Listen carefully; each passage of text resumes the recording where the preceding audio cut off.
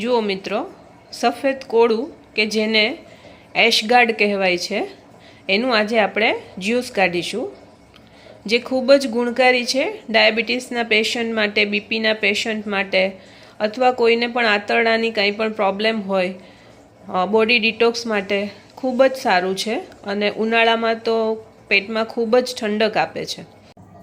હવે આપણે આ રીતે છરીથી કોળાને કાપીશું. આ ખૂબ જ હાર્ડ હોય છે એટલે થોડું પ્રેશર આપીને કાપવાનું. અંદરથી સોફ્ટ હોય છે પણ ઉપરથી થોડું હાર્ડ હોય છે. જુઓ ફ્રેન્ડ્સ, આ રીતે આપણે જ્યુસ માટે 250 ગ્રામ જેટલો પીસ કટ કરીશું. 1 સર્વિંગ માટે 250 ગ્રામ જેટલું કોળું જોઈએ. આમાં પાણી કે કંઈ જ આપણે એડ કરવાનું નથી.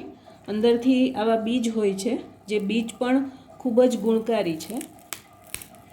હવે આની છાલ ઉતારીશું.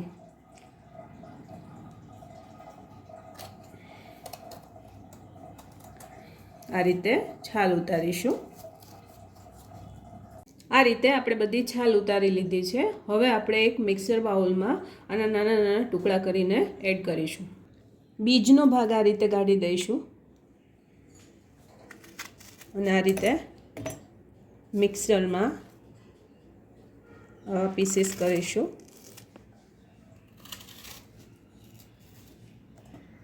આ રીતે 1 ગ્લાસ જ્યુસ માટે આપણે લગભગ અડધું બાઉલ ભરાય એટલા પીસીસ લઈશું. આમાં પાણી કે કંઈ પણ એડ કરવાની જરૂર નથી, કેમ કે કોળું ઓલરેડી જ્યુસી હોય છે, એમાંથી ઘણું રસ નીકળે છે. હવે આપણે એને ક્રશ કરીશું. જુઓ મિત્રો, આ રીતે આપણું કોળું ક્રશ થઈ ગયું છે. હવે એને આપણે ગાળીશું. હવે ગાળવા માટે આપણે આવું કોઈ પણ પતલું કપડું લઈશું અથવા તો પછી આવી ગરણી લેશું, જેમાં આપણે દબાવીને ગાળવાનું થશે.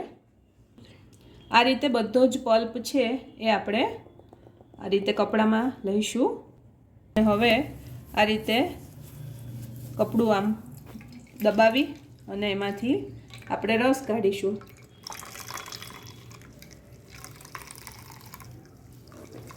જુઓ ફ્રેન્ડ્સ, કેટલું જ્યુસી હોય છે કોળું. જેને પિત્તની સમસ્યા રહેતી હોય એના માટે આ વરદાન રૂપ છે. ઉનાળામાં આ પીવાથી ગમે તેવું પિત્ત હશે એમાં ખૂબ જ ફાયદો થશે. અને ગરમીનો કોઠો હોય એના માટે પણ આ બેસ્ટ જ્યુસ છે. વિટામિન હોય છે જે આપણા શરીર માટે જરૂરી હોય છે. ઇમ્યુનિટી વધારનાર છે. જુઓ ફ્રેન્ડ્સ, આપણું એશગાર્ડ જ્યુસ તૈયાર છે. એની સાથે તમે ચાહો તો આંબળાનો રસ એડ કરી શકો છો અથવા નારિયેળ પાણી પણ. જનરલી આ પાણી જેવો જ થોડો સ્વાદ હોય છે એટલે એમાં કંઈ બીજું એડ કરવાની જરૂર નથી. કોઈ પણ પ્રકારનું મીઠું કે મસાલા કંઈ જ નહીં. એમનેમ જ લેશો તો વધારે ગુણકારી છે. અને એ પીધા પછી અડધો કલાક કે 1 કલાક સુધી કંઈ જ નહીં લેવાનું, તો એની ઇફેક્ટ જલ્દી દેખાશે અને ઇમ્યુનિટી ખૂબ જ વધારશે અને ખૂબ જ ઘણા બધા પ્રોબ્લેમમાં લાભદાયક છે. શરીરના અનેક રોગોમાં ગુણકારી છે. વેઇટ લોસ કરનાર પણ છે.